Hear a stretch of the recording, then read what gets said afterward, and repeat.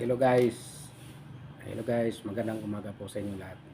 Meron po akong ipapakita sa inyo na sikreto tungkol sa grinder. Pero natural, hindi mawawala yung diamond cutter. Ang diamond cutter po, pag bumili po kayo nito, may kasama po yan na spacer. Kung dito po yan nilalagay. Or ganito rin, plastic made. Yan. Ang iba po nito, pag nawawala po ito, problema po kung paano ikabit ito kay medyo malaki ang butas. Hindi po intact doon sa grinder na paglalagyan. Kaya pag nawawala ito, problema na. Pero sa amin po, hindi po problema to. Meron pong sekreto yung grinder nito. Ito po. Yan. Pag kinabit nyo po kasi ito, yan, maluwag po. Yan. So kung wala nga yung spacer na yun, hindi nga po pwede.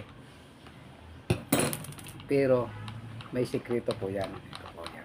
Kapakita ko. Ito po yung sakto kasing pagkalagayan ganyan. Maluwag. Yan. So pag binaliktad nyo po ito, yan.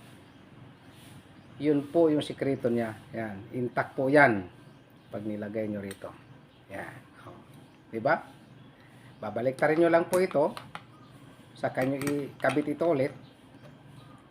Ito, ibabalik nyo. Yan. Yan lang po guys.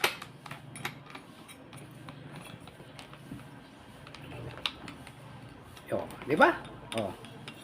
Mas safety po ito kaysa yung doon sa may spacer na yan. Kasi once na nagkabit kayo ng spacer nito, hindi maganda yung pagkalagay. Tumabingi ito, delikado rin. Kaya mas safety pa yung ganito na wala ng spacer. Yun po ang sinasabi kong sekreto ng grinder. Thank you. Salamat po sa inyo lahat sa panonood. Yan lang po. Sana makatulong sa inyo.